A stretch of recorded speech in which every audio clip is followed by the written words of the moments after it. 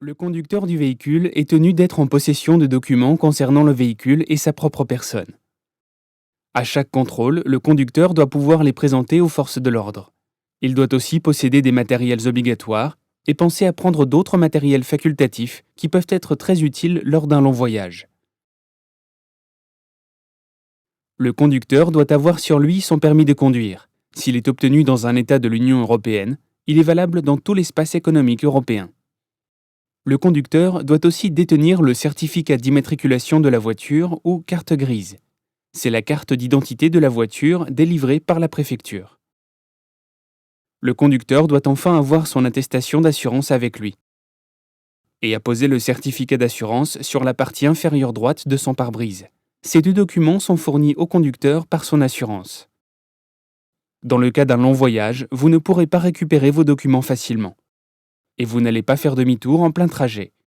Sachez que le défaut de présentation du permis et de la carte grise coûte 11 € d'amende par document manquant et le défaut d'assurance 35 €, mais à condition que vous les présentiez dans les 5 jours. Étant donné que vous ne pourrez pas les récupérer, vous devrez payer 135 € par document manquant. Votre voyage risque de vous coûter très cher. Préparez donc bien vos documents la veille du départ et gardez-les toujours avec vous. Attention, ne les laissez jamais dans votre boîte à gants au cas où on vous volerait votre voiture. Concernant les matériels obligatoires, vous devez posséder un éthylotest non usagé, ainsi qu'un gilet de sécurité et un triangle de présignalisation. Ils vous seront très utiles en cas de panne ou d'accident sur la route pour protéger les lieux et vous rendre plus visible auprès des autres usagers, surtout de nuit.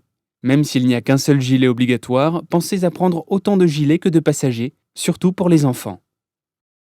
Viennent enfin les éléments facultatifs, mais néanmoins très utiles pendant un long voyage. En premier lieu, et même si cela n'est pas obligatoire, il est préférable d'avoir une roue de secours dans votre voiture, avec les outils nécessaires pour changer votre pneu défectueux, un cric pour soulever la voiture et une clé en croix pour desserrer la roue.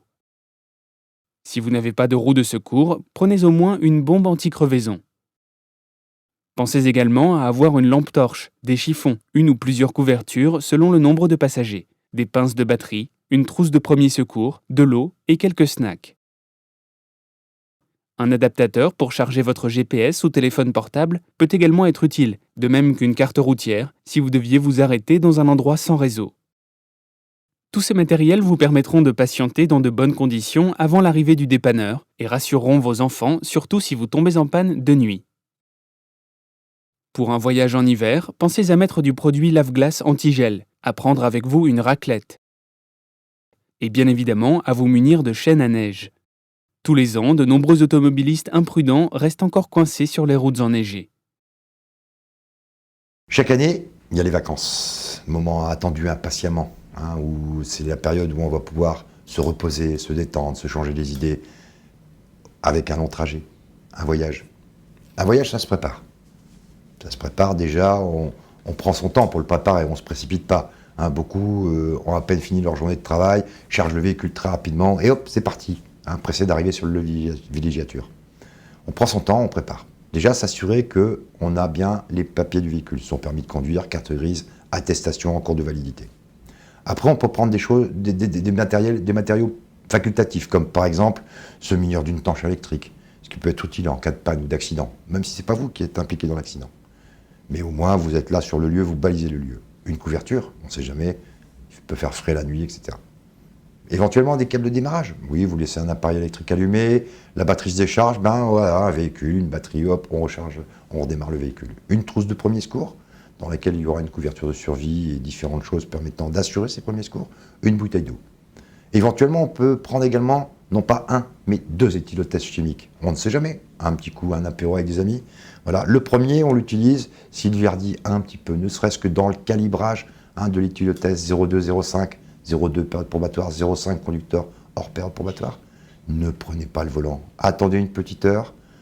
Prenez le deuxième, faites-le. S'il verdit encore, ne prenez pas le volant. Si vous en avez un troisième, c'est encore mieux. 1 heure après, vous le refaites, vous soufflez dedans. Et là, s'il verdit plus, vous pouvez prendre le volant.